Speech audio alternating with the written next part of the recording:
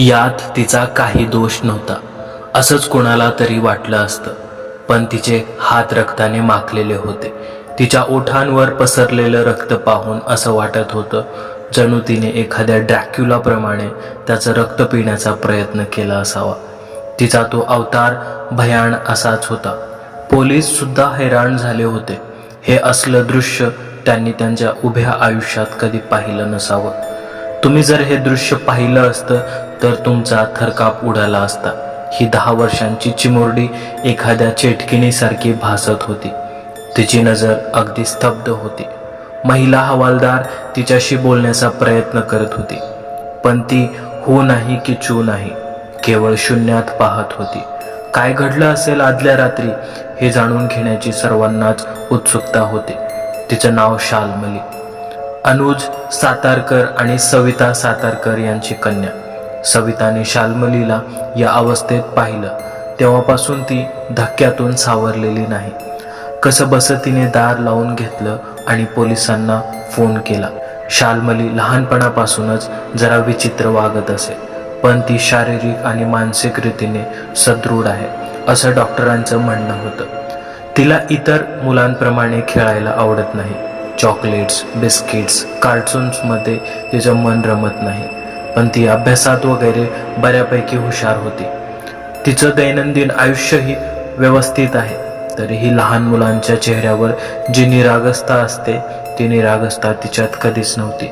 तिची आई सविता ही पूर्व आयुष्यात साधारण अशीच होती असं म्हटलं जातं.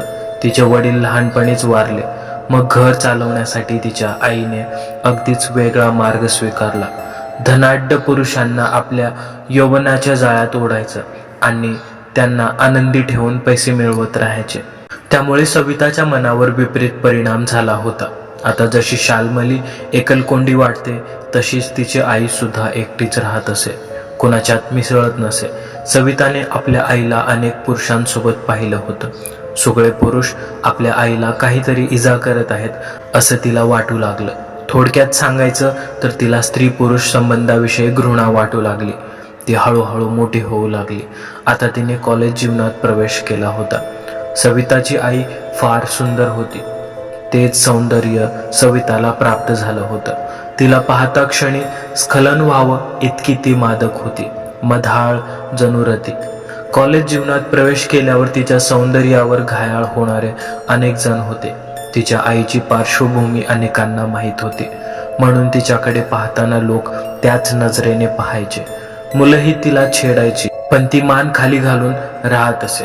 त्या कॉलेजमध्ये एक तरुण प्राध्यापिका होती. तिला या मुलीची खूप दया येत असे. त्या प्राध्यापिकेचे नाव शर्वरी. शर्वरीला प्रश्न पडायचा की ही मुलगी इतकी एकलकोंडी कशी, नेमकं काय भोगलं असेल हिने. शर्वरी सवितामध्ये स्वतःला पाहू लागली.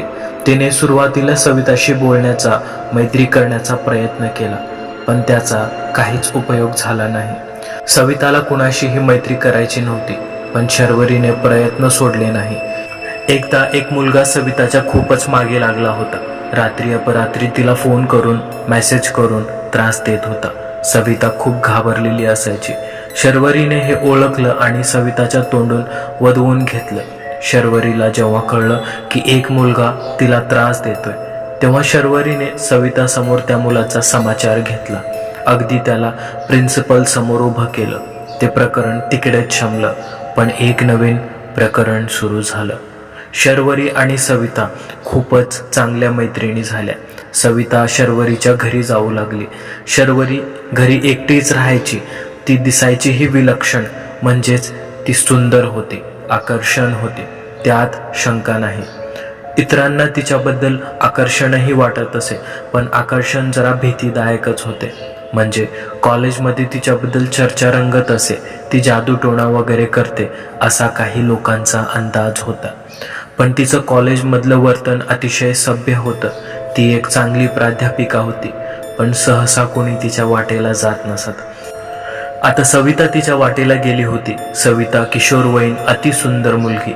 तिचं सौंदर्य शर्वरीच्या मनात तिच्या कॉलेजमधल्या पहिल्या दिवसापासूनच भरलं होतं. तेव्हाच तिने ठरवलं होतं की काही करून हिला मिळवायचंच. शर्वरी सविताच्या प्रेमात आकंठ बुडाली होती. सविताला स्त्री पुरुष संबंधाबद्दल आधीपासून घृणा वाटत होते, म्हणून शर्वरीच्या जाळ्यात ती सहजपणे फसली गेली. रोज कॉलेज संपल्यावर दोघं एकत्र शर्वरीच्या घरी जात. गप्पा मारत, मजा करत, टीव्ही बघत आणि शरीर सुखाचा परमोच्च आनंद सुद्धा घेत असत. दोघांनी एकमेकांना वचन दिलं की काहीही झालं तरी एकमेकांना सोडून जायचं नाही. या दुष्ट दुनियेत त्यांचं एकमेकांशिवाय कुणीच नाही अशी धारणा दोघांचीही झाली होती. पण हळूहळू सविताला शर्वरीचा कंटाळा येऊ लागला, कारण ती स्त्री कमी आणि पुरुषच जास्त होती. सविता स्त्री आणि शर्वरी पुरुष अशी भूमिका ते निभावायची, पण सविताला पुरुषांची घृणा वाटत होती. दुसरं कारण म्हणजे शर्वरीचं विचित्र आणि विक्षिप्त वागणं. ती जादूटोणा करीत असे अशी चर्चा कॉलेजमध्ये रंगत होती. ते अगदी खरे होते. तिने अमर होण्यासाठी प्राण्यांची बळी दिली होती, पण तिच्या तंत्रानुसार आता तिला माणसांचा बळी हवा होता. सविताला त्रास देणाऱ्याचा तिने काही दिवसांपूर्वी बळी दिला आहे. हे जेव्हा सविताला कळलं तेव्हा तिला प्रचंड मोठा धक्का बसला. तिला आता शर्वरीपासून दूर जायचं होतं, पण शर्वरी तिला सोडायला तयार नव्हती. शर्वरी सविताला धमकावू लागली. सविताला कळेना की काय करायचं. याच दरम्यान पोलीस त्या मुलाचा शोध घेत होते आणि शोध घेता घेता ते शर्वरीपर्यंत येऊन पोहोचले. शर्वरीने अमर होण्यासाठी त्याचा बळी दिला हे जेव्हा पोलिसांना कळले तेव्हा त्यांनाही धक्का बसला. सविताने कधी नव्हे ते आपल्या आईसमोर आपलं मन मोकळं केलं. सविताच्या आईनेही तिला यातून बाहेर पडण्यासाठी मदत केली. सवितासमोर आपल्या चुकांबद्दल तिने माफी मागितली व तिला समजावून सांगितले की मी जे केले ते तुझ्या भल्यासाठी केले, तुला कशाची कमी पडू नये म्हणून केलं. माझं शिक्षण झालं नाही, नवरा अगदी तारुण्यात सोडून गेला, पदरात तू होतीस, माझ्यात कोणतेही गुण नव्हते, होतं ते केवळ सौंदर्य. सविताला आपल्या आईचं म्हणणं पटू लागलं. हळूहळू पुरुषाबद्दलची तिची घृणा कमी होऊ लागली. मनसोपचार तज्ज्ञाच्या मदतीने ती यातून बाहेर पडली. त्याआधी काही विचित्र घटना तिच्या आयुष्यात घडून गेल्या होत्या. म्हणजे तिने शर्वरीच्या विरोधात कोर्टात साक्ष दिली होती. शर्वरी मात्र कोर्टात सविताकडे एकटक पाहत होती. तिचं सवितावर मनापासून प्रेम होतं. ती भयंकर विचित्र होती हे खरंय, पण तिचं प्रेमही खरं होतं. शर्वरीला जन्मठेपेची शिक्षा झाली होती, पण शर्वरीने काही दिवसांतच तुरुंगात आत्महत्या केली. सविता आता मूळ प्रवाहात येऊ लागली. शर्वरी हे पान तिने आपल्या आयुष्याच्या पुस्तकातून कधीच फाडून चुरगळून फेकून दिलं होतं. ती आता नॉर्मल झाली होती. नॉर्मल मुलीप्रमाणे तिचं लग्न झालं अनुज सातारकर सोबत. यांचा प्रेमविवाह. अनुज हा अतिशय भला माणूस. त्यांचा संसारही सुखाचा होता. त्यांना एक गोंडस मुलगी झाली, शाल्मली. तर आता आपण आपल्या मूळ कथेकडे वळूया. शाल्मलीने अनुज सातारकरचा म्हणजेच स्वतःच्याच वडिलांचा खून केला होता, अतिशय विक्षिप्तपणे. पण का? कारण सविताने जरी आपलं वचन मोडलं असलं तरी शर्वरीने आपलं वचन मोडलं नव्हतं. तुम्हाला आठवतंय ना, दोघांनी एकमेकांना वचन दिलं होतं की काहीही झालं तरी एकमेकांना सोडून जायचं नाही.